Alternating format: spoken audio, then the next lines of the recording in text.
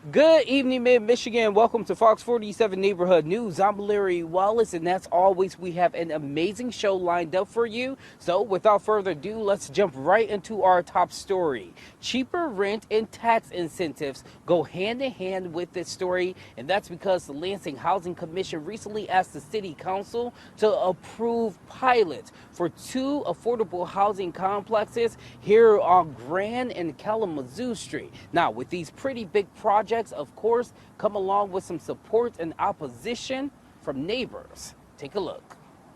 It's a beautiful little neighborhood. I love Cherry Hill. Tucked away behind downtown Lansing, Cherry Hill may soon welcome some new neighbors. We have two projects, as Councilman Hussein said, in front of you. Those are two projects that the Lansing Housing Commission is asking City Council to approve with a payment in lieu of taxes. The first project is the Riverview 220, a $23 million apartment complex on East Kalamazoo with 56 affordable housing units and 7 market rate units. The other project is just walking distance away on South Grand. It's the Grand Vista Place, a $20 million complex that's expected to have around 55 affordable units. The ask for a 5% 40-year pilot on each project comes after the city previously approved 10% pilots on both locations. Construction costs and things of that nature have risen, which is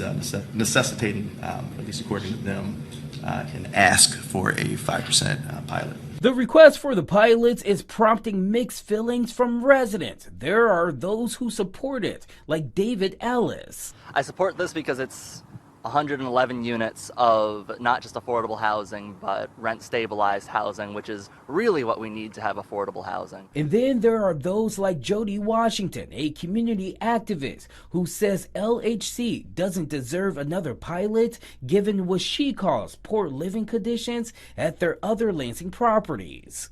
These places were full of black mold. We had a lot of refugees living in them. It was so bad that they would have to cordon off with sheets so their children didn't breathe the black mold. The foundations were crumbling. It was horrific. Washington went on to say she doesn't support the projects because of the location, which is already filled with resources for those who are unhoused. And they deserve to live in nice areas too, not in warehouses of poverty, not in concentrated poverty, we need to spread it. I don't see that as a concern at all. If there's a lot of unhoused people in a certain area, that's where you're going to put the resources for unhoused people. That almost seems logical. Now, if the pilots are approved, LHC projects the city would gain more than $1 million in tax revenue over the next 20 years. Do you think that's a lot of money? No, there's $50,000 a year. No, that's not a lot of money. To me, this is akin to being a social service. I don't really care how much money it generates. Now, we did reach out to the executive director of the Lansing Housing Commission, Doug Fleming, multiple times for this story. However, he declined to speak to us. For now, reporting here in Lansing, I'm Larry Wallace, Fox 47 News.